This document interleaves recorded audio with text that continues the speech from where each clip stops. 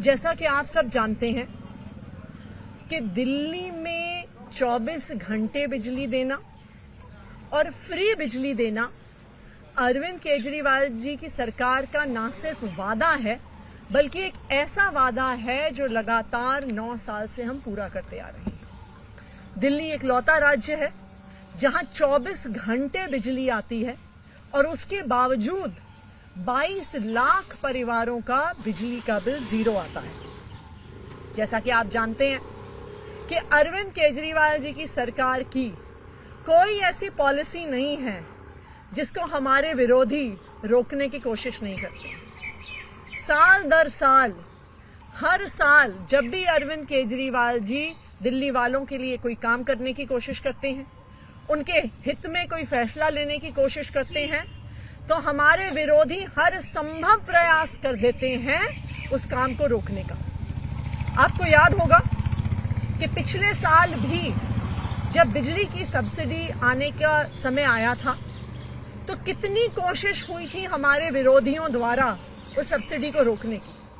एक समय तो ऐसा भी आया था जब हमें ये घोषणा करनी पड़ी थी कि आज के बाद जीरो बिजली बिल समाप्त हो जाएंगे। इस साल भी पिछले 1 महीने से लगातार इन लोगों ने हर संभव प्रयास कर लिया कि आने वाले वर्ष 2024-25 में दिल्ली वालों का जीरो बिजली का बिल ना आए और किसी तरह से केजरीवाल सरकार की सब्सिडी रुक जाए। इन्होंने अफसरों को बुलाया, अफसरों को धमकाया, पूरी कोशिश कर ली कि दिल्ली वालों के जीरो बिजली के बिल रुक जाए।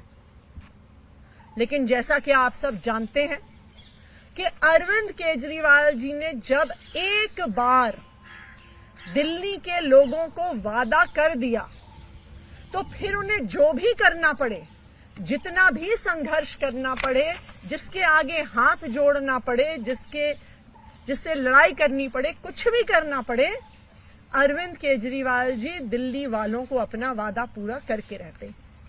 और आज मुझे सभी दिल्ली वालों को ये बताते हुए बहुत खुशी है कि आज की केजरीवाल सरकार की कैबिनेट की बैठक में जो दिल्ली वालों को फ्री बिजली के बिल मिलते हैं, जो उनको सब्सिडी मिलती है, वो 2024-25 में भी जारी रहेगी। उसका फैसला आज कैबिनेट ने लिया है। तो जिस तरह अभी तक 200 यूनिट तक बिजली फ्री, 400 यूनिट तक बिजली के बिल आधे, जो सब्सिडी दिल्ली के किसानों को, दिल्ली के वकीलों को, 1984 के जो दंगा पीड़ित हैं उनको जिस तरह से सब्सिडी पिछले वर्ष 2023-24 में मिलती आई है, उसी तरह से आने वाले साल में भी सब्सिडी मिलती रहेगी। दिल्ली वालों का बिजली का बिल जीरो आता रहेगा और अब ये पॉलिसी 31 मार्च 2025 तक पास कर दी गई है। धन्यवाद। लेकिन आप बता सकते हैं कि क्या अड़चन इसमें आ रही थी? पिछली बार आपने बताया था बकायदा कि लेटर लिखे गए थे और उन्हें रोकने के लिए बकायदा आपके पास भी नोट आया था, तो इस बार भी क्या इस तरह कोई नोट आया? क्या कोई इसकी टाइम? देखिए, अगर आप पिछले साल भर में देखिए तो अब इन लोगों ने एक तरीका अपना लिया है काम को रोकने का। अब ये खुद खुलकर कुछ नहीं करते हैं, ये अब अफसरों को धमकाते हैं, अफसरों को बुलाते हैं, धमकाते हैं, कहते हैं कि अगर तुमने केजरीवाल सरकार के साथ काम किया, केजरीवाल सरकार की काम में मदद करी, इनकी पॉलिसी पास करवाई, लागू करवाई, तो तुम पे विजिलेंस इंक्वायरी कर देंगे, तुम्हें सस्पेंड कर देंगे, तुम्हें जेल में डाल देंगे, तुम पर सीबीआई ईडी के केस करवा देंगे। तो अब इनका काम करने का तरीका हमारे विरोधियों का, इन लोगों का चेंज हो गया है। पहले ये हम पे खुल के वार करते थे, अब ये खुल के वार नहीं करते हैं, ये अफसरों के माध्यम से काम को रोकने की कोशिश करते हैं। लेकिन जैसा आप सब जानते हैं, जो दिल्ली वालों को अरविंद केजरीवाल जी वादा करते हैं वो उस वादे को पूरा करके दिखाते हैं। मैम, कितनी लोगों को इसका लाभ मिलेगा? क्या उनकी संख्या बड़ी है? और इसके ऊपर, सब्सिडी के ऊपर सरकार के ऊपर कितना? देखिए, सरकार के ऊपर तकरीबन 3,500 करोड़ का सालाना वहन होता है। जो एक्चुअल अमाउंट है वो तो कंजम्पशन बेस्ड डिपेंड करता है। अप टू 200 यूनिट्स बिजली बिल्कुल फ्री होती है। 200 से 400 यूनिट में आपको 50% की सब्सिडी मिलती है।